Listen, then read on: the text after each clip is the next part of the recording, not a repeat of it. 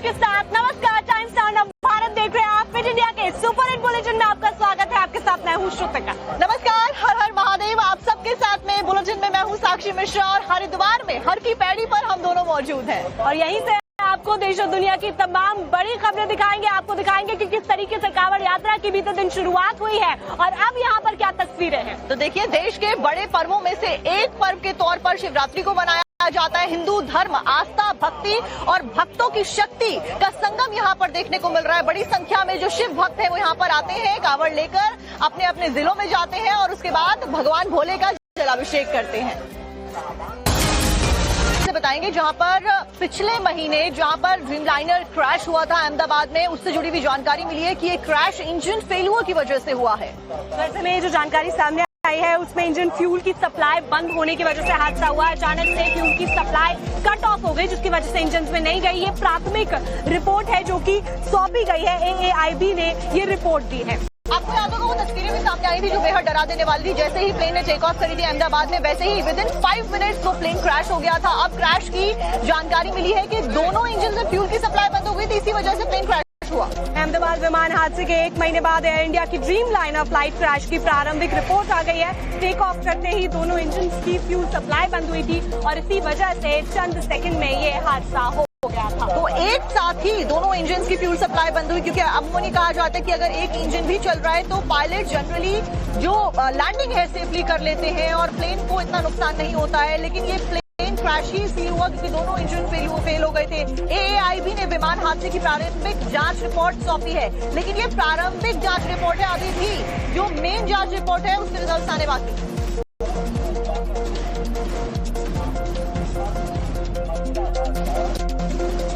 सावन के महीने की शुरुआत हो चुकी है और ऐसे में कांवड़ यात्रा सबसे ज्यादा अपने शिखर पर है। हम इस वक्त हरिद्वार में मौजूद हैं। यहाँ से भी कांवड़िया निकल रहे हैं और ऐसे में सुरक्षा के पुख्ता इंतजाम हर जगह किए गए। हर जगह पर CCTV कैमरास लगाए गए हैं, पुलिस की मुस्तैदी है और जो जवान है अलग अलग फोर्सेस के वो यहाँ पर तैनात है ताकि किसी भी तरीके की जो दिक्कत है वो श्रद्धालुओं को ना हो। तो बता दें कि कांवड़ यात्रा की शुरुआत में हजारों की गिनती में शिव भक्त कांवड़ लेकर जा रहे हैं अपने अपने जिलों में और वहाँ जाकर वो जलाभिषेक करने वाले हैं। जमीन से लेकर आसमान तक निगरानी रखी जा रही है और आप खुद ही देखिए कि कितनी बड़ी संख्या में जो लोग हैं वो अलग अलग जगहों से, अलग अलग राज्यों से यहाँ पर पहुंचे हैं और इसीलिए सब कुछ मैनेज करने के लिए क्राउड मैनेजमेंट का खासा ख्याल रखा गया और जमीन से लेकर आसमान तक हर जगह पर पुलिस और प्रशासन की नजर बनी। टीथर ड्रोन को निगरानी के लिए इस्तेमाल किया जा रहा है। इससे पहले राम मंदिर के उद्घाटन समारोह और महाकुंभ की सुरक्षा व्यवस्था को पुख्ता करने के लिए एंटी और टीथर ड्रोन का इस्तेमाल किया गया था। सीएम योगी आदित्यनाथ खुद कांवड़ के सुरक्षा इंतजामों की समीक्षा कर रहे हैं। जमीन पर ATS, RAF और QRT की तैनाती सुरक्षा इंतजामों को पुख्ता कर रही है। जैसी सुरक्षा महाकुंभ में देखने को मिली थी, ठीक वैसे ही सुरक्षा इंतजाम कांवड़ रूट पर देखने को मिल रहे हैं। मॉडर्न कंट्रोल रूम से सीधी रियल टाइम मॉनिटरिंग की जा रही है। 29,454 CCTV कैमरे से लोगों पर नजर रखी जा रही है। 395 हाईटेक ड्रोन निगरानी में तैनात हैं जो आसमान से नजर रख रहे हैं। Social media cell alert mode पर है। अफवाह फैलाने वालों पर कड़ी नजर रखी जा रही है। यात्रा मार्ग को 57 जोन तथा 155 सेक्टर में बांटा गया है। 587 सरकारी अधिकारी, 13,520 सब इंस्पेक्टर और 39,965 आरक्षी सुरक्षा का जिम्मा संभाल रहे हैं। हर पुलिस अधिकारी का नंबर और दिशा निर्देश QR कोड के जरिए शेयर किया जा रहा है। आस्था से खिलवाड़ न हो और श्रद्धालुओं के खान पान में शुद्धता बनी रहे, इसके लिए प्रशासन पूरी तरह से अलर्ट है। कांवड़ मार्ग पर सभी होटलों, ढाबों और रेस्टोरेंट में मांस, मछली और अंडा पकाने पर प्रतिबंध है। खाद्य सुरक्षा विभाग की 10 से ज्यादा टीमें निरीक्षण में जुटी हैं। हरिद्वार में भी हर की पैड़ी पर भी देखने को मिलेंगे जहां पर कांवड़िए जो जा रहे हैं अलग अलग रंग बिखेरते हुए जा रहे हैं और ऐसे में हम आपको एक ऐसी कहानी बताने वाले हैं साक्षी, जिसमें 75 साल की बुजुर्ग माँ को एक कंधे पे उठाए हैं और दूसरे पे कलश है। अलग अलग तरीके की जो कांवड़ है वो खास करके देखने को मिल रही है, लेकिन अब जो हम आपको कांवड़ दिखाने वाले हैं वो कलयुग की कांवड़ कही जा रही है, क्योंकि इसमें कांवड़ के साथ में शिव भक्त के साथ में परिवार के सदस्य मौजूद है, माँ बाप मौजूद है। आपको तस्वीरें दिखाते हैं।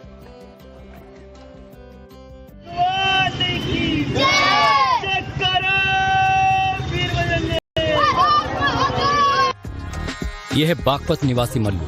इन्हें कलयुग का श्रवण कुमार कहें तो गलत नहीं होगा। कंधे पर एक तरफ बूढ़ी माँ है तो वहीं दूसरी तरफ उनके ही वजन के बराबर कलश में गंगा जल। शिव भक्ति का ऐसा अद्भुत संगम आपको कम ही देखने को मिलेगा। बागपत के इस बेटे ने भक्ति और सेवा की ऐसी मिसाल पेश की है जो दिलों को छू रही है।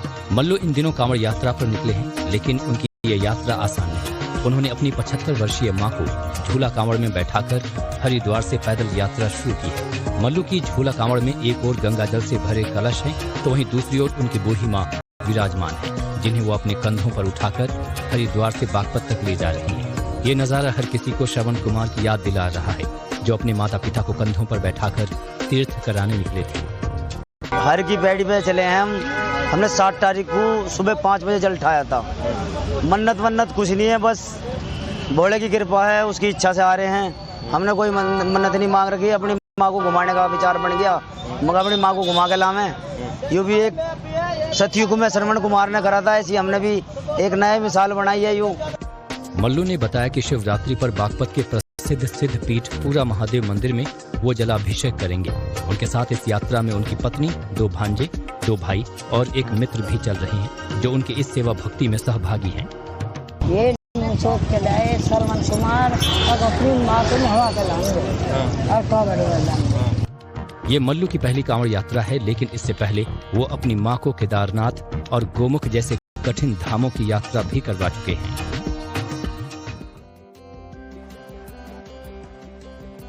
और इस बीच जहां पर आपने तस्वीरें देखी कि कैसे श्रद्धालु कोई अपने माँ बाप को कंधों पर उठाकर आगे बढ़ता हुआ नजर आ रहा है, तो वहीं कोई शिव भक्त ऐसे भी हैं कई सारे, जिनकी तस्वीरें कल हम बीते दिन आपको दिखा भी रहे थे, जो साक्षात भगवान शिव को अपने कंधों पर उठाकर कांवड़ लेकर जा रहे हैं। जिसकी जैसी आस्था वैसे ही लोग कांवड़ लेकर जा रहे हैं। बिल्कुल, और उन्हें कंधे पे उठाकर सैकड़ों किलोमीटर की यात्रा तय करते हैं। बीच में कितने सारे विघ्न भी आते हैं, लेकिन उसको पार करते हुए इतने भारी, चाहे वो जल लेकर जा रहे हो या फिर भगवान शिव का भार उनके कंधों पर हो, लेकिन कांवड़िए उसको बड़े ही सुगम तरीके से लेकर जाते हैं।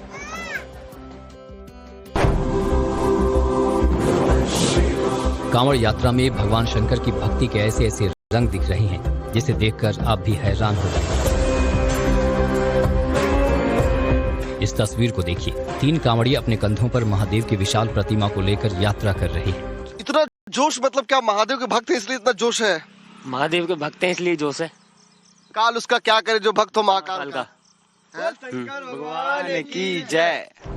हरिद्वार से राजस्थान तक का सफर है, लेकिन जोश में कोई कमी नहीं, पैदल चले जा रही हैं। इन लोगों ने हरिद्वार से न सिर्फ पवित्र जल लिया, बल्कि 5000 रुपए में शिव मूर्तियां भी बनवाई।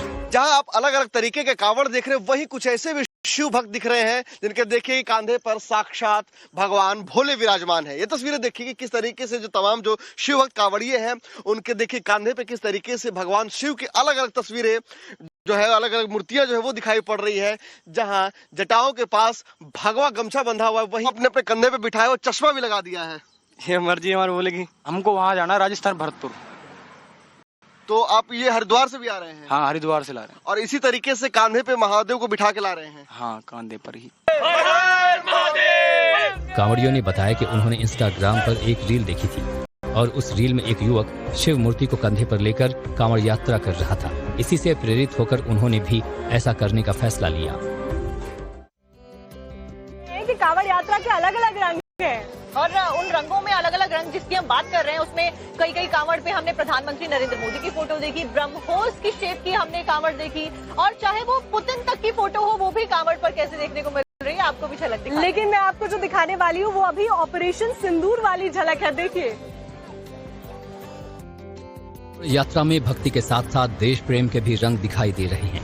हरिद्वार पहुंच रहे कई शिव भक्त ऑपरेशन सिंदूर थीम पर बनी खास कांवड़ लेकर पहुंचे हैं, जिसमें पीएम मोदी और सेना के अधिकारियों की फोटो लगी हुई है। कांवड़ पर तिरंगा और ब्रह्मोस मिसाइल देखने को मिल रही है, जो लोगों का ध्यान अपनी ओर खींच रही है। ऑपरेशन सिंदूर पर बनाई गई इस कांवड़ के जरिए पहलगाम आतंकी हमले में मारे गए लोगों को श्रद्धांजलि दी गई है। शिव भक्तों का कहना है कि यह कांवड़ न सिर्फ भोलेनाथ को समर्पित है, बल्कि उन शहीदों को भी श्रद्धांजलि है जिन्होंने देश की रक्षा में बलिदान दिया। इस अनूठी कांवड़ में भक्ति के साथ जोश, भावना और राष्ट्र प्रेम साफ झलक रहा है। यात्रियों के बीच ये कांवड़ चर्चा और श्रद्धा का केंद्र बनी हुई है। हम हरिद्वार से कुछ ही दूरी पर मौजूद है रुड़की में कांवड़ियों का हंगामा देखने को मिला, जहां पर जिला प्रशासन की गाड़ी में कांवड़ियों ने तोड़फोड़ तक कर दी है। और जो आरोप लगाया जा रहा है वो ये है कि उनकी कांवड़ को खंडित किया गया और उसी का विद्रोह उन्होंने किया है। देखिए, उत्तराखंड नंबर की ये स्कॉर्पियो गाड़ी रुड़की में कांवड़ियों के गुस्से का शिकार हो गई। कांवड़ियों ने पहले कांवड़ को खंडित करने का आरोप लगाया और उसके बाद अपना पूरा गुस्सा इस गाड़ी पर उतार दिया। नाराज कांवड़ियों ने एक एक करके गाड़ी के सारे शीशे तोड़ डाले। इतना ही नहीं, एक कांवड़िया तो इस गाड़ी के बोनेट पर खड़ा हो गया और एक मोटे डंडे के साथ गाड़ी के आगे के शीशे को पूरी तरह से तोड़ डाला और इसके बाद कुछ इस अंदाज में इशारे करने लगा जैसे उसने कोई बड़ी जंग जीत ली हो। ये बहुत गलत चीज है और ऐसा नहीं करना चाहिए। ये देख सकते हो आप। इतना ही नहीं, इन कांवड़ियों में पुलिस प्रशासन का भी कोई खौफ दिखाई नहीं दिया। पुलिस की गाड़ी मौके पर पहुंची, फिर भी ये लोग तोड़फोड़ करते रहे। इस दौरान पुलिस वाले भी बेबस नजर आए और उन्हें सिर्फ समझाने की कोशिश करते रहे। ये देखो प्रशासन की गाड़ी, इसका हाल देखो क्या कर रहे हैं। ये देखो भाई। बताया जा रहा है कि इस गाड़ी में लेखपाल मौजूद थे और जैसे ही कांवड़ियों ने तोड़फोड़ शुरू की, वो किसी तरह से अपनी जान बचाकर मौके से भाग गए। पुलिस ने किसी तरह कांवड़ियों को शांत कराया है और फिलहाल हालात शांतिपूर्ण बने हुए हैं।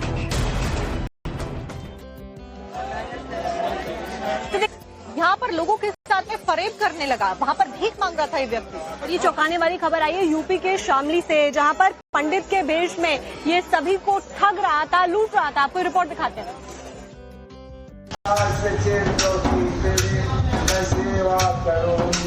उत्तर प्रदेश के शामली से हैरान करने वाला मामला सामने आया है, जहां एक मुस्लिम युवा भगवा चोला पहनकर हिंदू कॉलोनियों में भीख मांगता पकड़ा गया। युवक का नाम शहजाद है, जो खुद को सोनू उपाध्याय बता रहा था।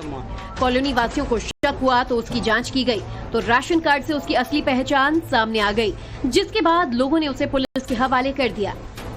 तुम्हें मुस्लिम बताया जा रहा है, तुम मुस्लिम हो या नहीं हो? मुस्लिम जोगी, मुस्लिम जोगी। और तुम तो हिंदू बता रहे थे अभी। नहीं, उपाध्याय बताया था।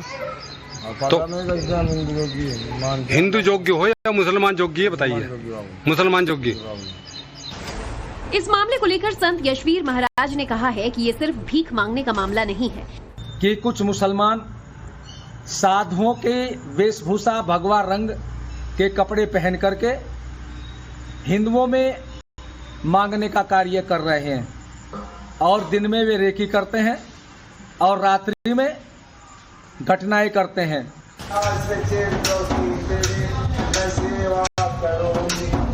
लोगों के आक्रोश के बाद पुलिस ने मामले को गंभीरता से लिया है। एएसपी ने मामले की जांच और कार्रवाई के कठोर निर्देश दिए हैं। देखिए, सावन का महीना चल रहा है और ऐसे में जो रंग है हरिद्वार में हर तरफ देखने को मिल रहे हैं। तैयारियां यहाँ पर, ज्यादा गर्मी पड़ रही है, बारिश नहीं हो रही है, लोग इंद्रदेव को मनाने के लिए पूजा पाठ कर रहे हैं और तंत्र मंत्र साधना का भी यहाँ पर सहारा ले रहे हैं। कहीं बारिश से बुरा हाल है तो कहीं सूखे से जनता परेशान है। उत्तर प्रदेश के सोनभद्र में बारिश की आस में इंद्रदेव को खुश करने के लिए लोग तमाम तरह के टोटके अपना रहे हैं। वीडियो को देखिए, बारिश के लिए लोग पूजा पाठ कर रहे हैं और तो और मेंढक मेंढकी की शादी भी करा रहे हैं। जुलाई का दूसरा हफ्ता चल रहा है। अब तक खेतों में धान की रोपाई हो जानी चाहिए थी, लेकिन सोनभद्र में ऐसा नहीं हो सका। किसान अभी तक अच्छी बारिश का इंतजार कर रहे हैं ताकि वो अपने खेतों में धान की रोपाई कर सकें। कृषि अधिकारी का कहना है कि जिले में 38,000 हेक्टेयर में धान की खेती का टारगेट है, लेकिन बारिश न होने से 5% हिस्से में ही रोपाई हो पाई है। जिले के आदिवासी इलाकों के हर गांव में बारिश के लिए विशेष पूजा अर्चना हो रही है। मध्य प्रदेश के डिंडोरी से आपको खबर बताएंगे, जहां पर इसी तरीके के तेज उफान में या कहिए सैलाब में एक व्यक्ति फंस गया और यहाँ पर वो शख्स जान को अपनी हथेली पर लेकर चल रहा था और अपनी जान को जोखिम में डाल रहा था, जो कि मैं और साक्षी बीते दिन से ही बोल रहे हैं कि ऐसा नहीं करना है। अभी रिपोर्ट देखिए। आ जाइए, आ जाइए, ये पहली तस्वीर देखिए। बहता सैलाब और कमर तक पानी में डूबकर सैलाब को पार करता ये शख्स। जरा सी भी चूक होती तो कुछ भी हो सकता था। जैसे तैसे ये शख्स पानी के इस पार आया तो लोगों की जान में जान आई।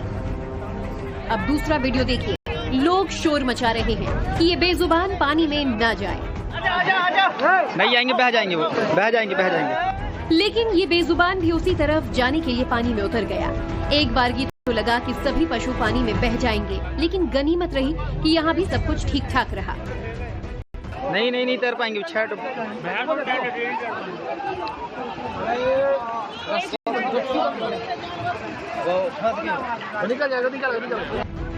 ये तस्वीरें डिंडोरी की है, जहां बाढ़ से उफनाती साकुल नदी को पहले इस शख्स ने पार करने की कोशिश की, फिर कुछ मवेशियों ने भी इसी तरह की कोशिश की। ये मवेशी तो निकल गए, लेकिन कुछ मवेशी इस सैलाब में बह भी गए।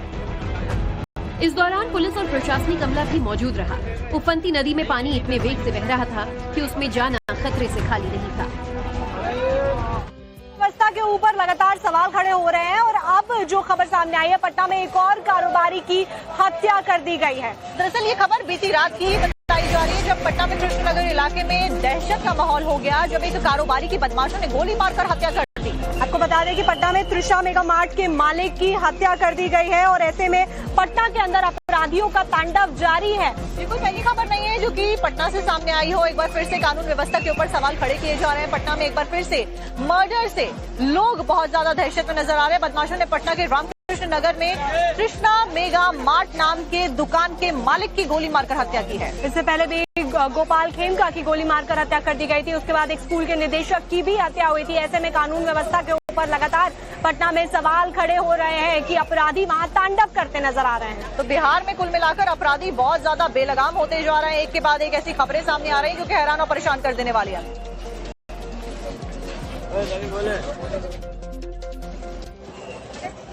बिहार से ही कानून व्यवस्था से जुड़ी हुई खबर आपको बताएंगे, जहां पर एक बार फिर से कानून व्यवस्था के ऊपर सवाल खड़े किए गए। बिहार के मुजफ्फरपुर में मक्का कारोबारी की गोली मारकर हत्या कर दी जाती है और उससे कैश लूट लिया जाता है। और इससे पहले भी बालू कारोबारी की हत्या कर दी गई थी, गोपाल खेमका की हत्या की गई थी और यहाँ तक कि स्कूल के निदेशक की भी हत्या की गई थी। तो ऐसे में कई सवाल वहाँ पर कानून व्यवस्था को लेकर खड़े हो रहे हैं। आप रिपोर्ट देखिए।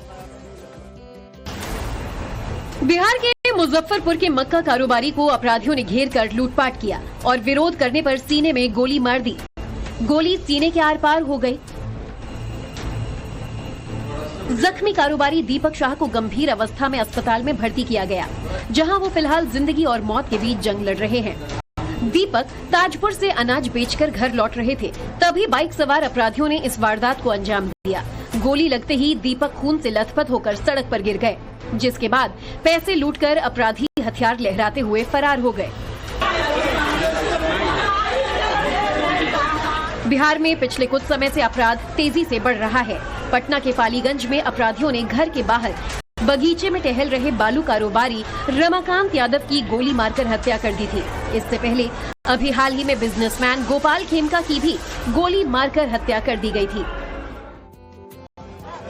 आपको बता दें कि बिहार में अपराधी बेलगाम होते जा रहे हैं और अगर दिन दहाड़े आपको बताएं कि किस तरीके से हत्याओं को अंजाम दिया जा रहा है, तो ज्वेलरी शॉप में घुस के गोली मारी गई। हम कुछ ही दिनों की घटनाएं अगर आपके सामने रखें और ज्यादा पीछे ना जाए तो उसमें कल की ही बात करिए तो कल मर्डर हुआ। पटना में वेटनरी कॉलेज की छात्रा को गोली मार दी गई थी। उससे पहले मुजफ्फरपुर की अभी आपको खबर दिखाई थी कैसे मक्का कारोबारी को गोली मार दी गई और उससे कैश लूट लिया गया। बिहार के वैशाली जिले के गोरौल बाजार में एक बड़ी लूट हुई, जहां अपराधियों ने एक ज्वेलरी शॉप से लगभग 20 लाख रुपए सोना चांदी और जेवर लूट लिए। हथियारबंद बदमाशों ने दुकानदार को धमकाया और वारदात को अंजाम दिया। पुलिस के मुताबिक अरुण कुमार साथ दुकान में बैठे थे, तभी 2 बाइक पर सवार 6 बदमाश आए। जब तक वो कुछ समझ पाते तब तक लुटेरे ने हथियार निकालकर सामने रख दिया और लूटपाट करने लगे। लूट की खबर मिलते ही पुलिस हरकत में आई। उन्होंने दुकानदार से पूछताछ की और जांच शुरू कर दी। लूट के बाद बाजार में अफरा तफरी मच गई। अगल बगल वाले दुकानदार डरे और सहमे नजर आए। दुकानदारों ने पुलिस प्रशासन से सुरक्षा की मांग की है। पुलिस सीसीटीवी फुटेज के आधार पर अपराधियों की तलाश में जुटी है।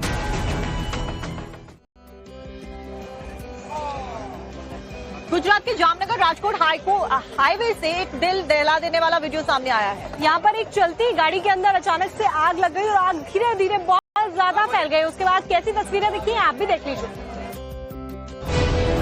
कुछ सेकंड्स पहले तक सफेद रंग की ये कार सड़क पर फर्राटा मार रही थी, लेकिन अचानक ये धू धू कर जलने लगी। पूरी कार आग की लपटों से घिर गई। काले धुएं का गुबार आसमान में छा गया। सड़क पर ट्रैफिक थम गया। अफरा तफरी का माहौल हो गया। राहगीरों ने फायर ब्रिगेड की टीम को फोन किया। फायर ब्रिगेड की टीम जब तक पहुंची तब तक कार जलकर खाक हो चुकी थी। वीडियो जामनगर राजकोट हाईवे का है, लेकिन अच्छी बात ये रही कि समय रहते कार सवार ने कूदकर अपनी जान बचा ली। अब एक ऐसे हादसे की बात करते हैं जिसको देखने वाले बहुत ज्यादा चौंक गए और उनके मन में डर आ गया। इतनी ज्यादा